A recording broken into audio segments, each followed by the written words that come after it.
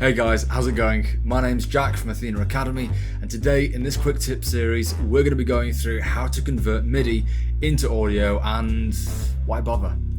So before we get into the actual how to do it, it's worth just mentioning the reasons why we even want to do it in the first place.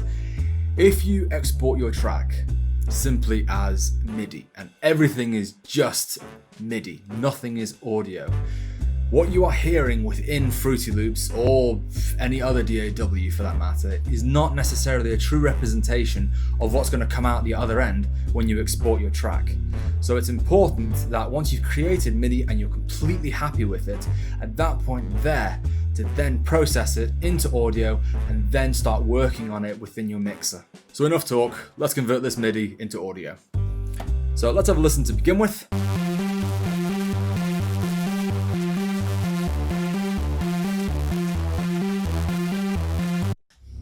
Okay, pretty cool, sounds kind of trancey, simple, but does the trick. So how do we actually convert this? It's really easy in Fruity Loops. We simply go on to our browser where we can see all of our MIDIs, our MIDI loops, and we right click on the one in question and we click render as audio clip. You can click render and replace. Personally, I prefer to keep all of my MIDI tracks existing. I don't like to delete them. The reason being is if you need to go back to that track and you need to edit something, you then got to start converting audio back into MIDI. That can be a little bit more tricky. So rather keep it, save yourself the headache. We click this, it's going to ask you what you want to do, okay?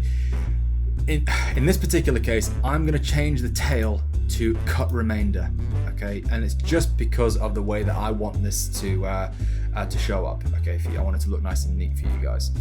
So I'm going to click start, and we can then see within our audio section, now we have our drum loop, and now we have our what was MIDI. I can now click and drag this, and I'm going to click it onto the actual track itself. It's going to say, do you want to create audio clips or audio tracks? I want to create an audio track, okay?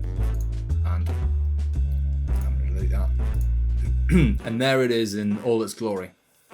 I can then select it by holding Control and dragging over it, and then Control B to copy it. Now, important thing that you've got to remember to do, mute your MIDI tracks. Otherwise, they're both going to play at the same time and it's going to be deafeningly loud. So, mute this, we have a listen.